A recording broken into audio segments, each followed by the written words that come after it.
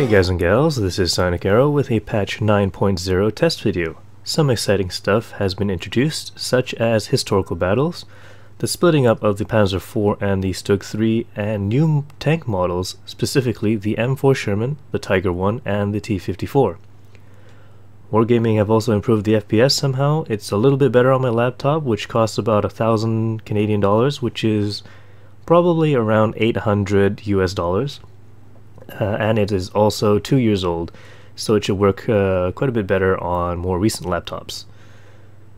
For the desktop, well, in the garage I'm not seeing much of an improvement. I usually get 60 frames per second in the garage, so we'll check out how much I get once we get into a game. However, we can see that the garage is much improved. It's got some nice lighting effects as well, and well, we are looking at the Tiger I right now. Fuel, some tanks covered in tarps, more tanks. Wait, can't really see what that is in the background, but there's just some really nice stuff over there, and there's also a walkway where you can enter underneath the tank. Of course, there's no, I guess, I'm not sure if they made a bottom render of the vehicle, but you can't really look at it right now. Let's take a look at the Panzer IVs. So the Panzer IV originally at tier 5 has been, well, it's kind of split, but really they just added extra models. This is a tier 3 Panzer IV Aus A, and at tier 4 we've got the Aus D, and then the tier 5 one, which is what we're normally used to. It still has the 10.5cm L28. I'll just put that on, and the L48 7.5cm. Now it has some side plates, and this time they do work. It is shown in the model, so that should help a little bit. And this is pretty much the exact same as you would expect the current Panzer IV to work. So it's just the Panzer IV-H instead. The Stug, let's see, Stug tier 4 Stug. This is the B version. Top cannon, 7.5cm L48, and the 10.5cm L28. So that doesn't seem too bad. Actually, that's pretty good for a tier 4. And then the current version, the Stug III-G, is actually what we have at tier 5 as well. It's exactly the same, it's just that they added a tier 4 Stug in the tech tree. So we'll take a look at the tech tree. Here we go. The Stug III-B is actually a continuation from the Marder 38T, which is kind of strange. They're both tier 4, but I guess it is kind of a transition. It probably should go between the Marder 38T and the Hetzer. So let's say you went through the Marder 38T and you didn't like, or you didn't feel like going down the low armored German tank destroyers. Probably go down to the Stug III-B and then continue on to the Stug III-G instead of going through the Hetzer. I'm not sure why they didn't move this in between. Looks like they have enough room, but maybe they'll fix that in future patches. Panzer IVs, let's see, here we go. Panzer IVs. Looks like you'll be able to get into the heavy line from the Panzer III-A.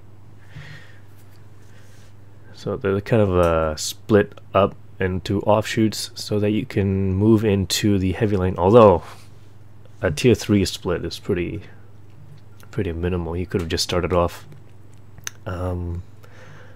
through these light tanks. Ah, okay, I see. If you wanted to play the German heavy line, now you no longer have to play through the Panzer 38NA, which gets scout matchmaking, and you can go through the Panzer III-A and that, you know, the regular medium kind of line, and then move into the heavy tanks. And you can, of course, oh wait, not just that. Oh yeah, okay. It's kind of weird. But you can move into the Panzer IV-H, skipping the DW2 and the VK3001H, and you can still get into the heavy tanks. The medium line, however, you'll still need to go through the DW2, it looks like. So that's not very good if you want the medium line, but what can you do? That's how they set it up. Moving on to the full package models, the M4 Sherman. This is a pretty nice looking model, the HD models, and there is some weathering on the paint job, some flickering lights. I guess that's on purpose. I'm not sure if I like it. And you can see there in the viewports, it's kind of shiny, according to where the light shines on it. This is a pretty nice model. Here's a look at how the realistic suspension behaves on the M4 Sherman.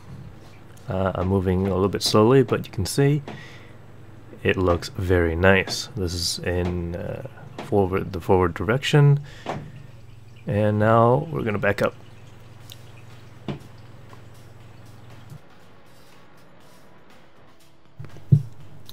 We'll go back to the Tiger I. This is a very detailed model as well. Oh, sorry. Of course, you can actually look down the barrel here, but can't really see much rifling down the barrel. But you can see down the barrel this time. The Tiger I, well, you can see the rifling. Whoop. There you go. Looks very nice, although I am clipping a bit through the front of the barrel, and you can't really see much at this range. Yeah, you can see a little bit. Now getting into a closer look, these things are, well, the entire model is just superb. Looks amazing, although this side is really dark as there isn't any lighting on it. Here we have the Tiger I's realistic suspension behavior. In reverse this time, and we'll move into the forward gear momentarily. Here we go.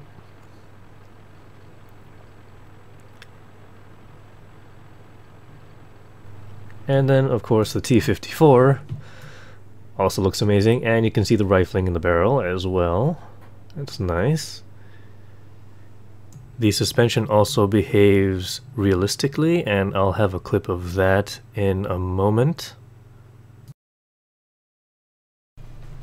And here we have the T-54 suspension, which I believe, or I find, that it looks much better than the other two, as, well, I guess you can see it a little bit better.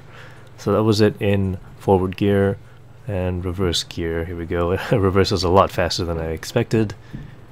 And there you go. Historical battles. Here, well, let's take a look at the historical battles. You select which battle you want. There are currently 3, not completely translated, of course. And, well, these are the 3 battles. All of them involve the Germans, so that's not too bad. And, of course, see, these are the tanks that I have in my garage that are applicable. This one says, what does it say? Crew incomplete, because I don't have crew in it. Panzer IV-H. And if we mouse over this, this is the equipment that comes on the Panzer IV-H. Now you might not, you might think that's not too big of a deal, 120. Not sure if that's the top engine, but that radio is definitely not the top radio. So we'll go for the Tiger I. I'm a little bit more familiar with that. And you can see the Tiger I in historical battles is equipped with the 8.87mm L56, the top Tiger turret, an HL230 engine. I believe that is also the top engine, top suspension perhaps, and the FUG 5 radio. So that's not actually a very good radio. So the FUG 5 is actually 310 meters. That's not that great. And it looks like that, yeah, the top top engine, top tracks, top turret, and this gun, 132 millimeters of average penetration, 220 damage, which is what would have been used on the Tiger ones in World War II. And I believe the Panther is also, yeah, you don't get that ridiculous needle cannon, you get the 7.5mm L70, which it actually had. KV-1S also does not have that monstrous 122mm cannon. 76 ZIS-5 is what it gets. And the same can be said with most other tanks. Of course, the IC-152 does not get the 152mm BL-10. It gets this 122. And I believe the 3485 does get the 85mm. Otherwise it wouldn't be called a 3485. Hellcat, well, I haven't checked this one out. 76mm M1A1. The Wolverine, the 3-inch howitzer, I guess. You might think that the Germans have an advantage with the higher tier tanks. As you can see, there's a Jag Tiger versus, really, it would be an IC-152. But you're going to be wrong on that, because the Germans are supposed to have less tanks than the Russians in these two battles, and the Americans in this battle. Obviously, this being the test server, a lot of people are playing the German tanks. They like to play the Tiger 1s, the Tiger 2s, the Panthers, and probably less so the Panzer IV on the Stug III, but they really like playing those high tier tanks. As you can see, the Ferdinand over here, tier 8 versus the highest tiers, they have an Su-152. But that being said, during the test server, a lot of people play the German tanks, and that means sometimes you'll have even or maybe more German tanks than the Russians or the Americans. But if everything is working correctly, the German tanks will be less in numbers. Better quality, less numbers. Before I forget, the Chaffee also had a little bit of a redesign. The turret has been changed, and we'll just take a look around it. It's not that much different. The shaders being used to render the regular models has been changed somewhat, and that's why it looks a lot better than what you would see in 8.11. And now for the part that you've probably been waiting for, the ammo rack explosions with the turret flying off. Here's the E100, and pretty soon, there we go, the turret flies off with a great explosion. And here's another one with the T-54. So soon it will be flying off. Thanks for watching. Please press that like button and leave some comments. I'll see you in future videos, and I'll leave with the T-54's turret exploding off. There we go. Bye.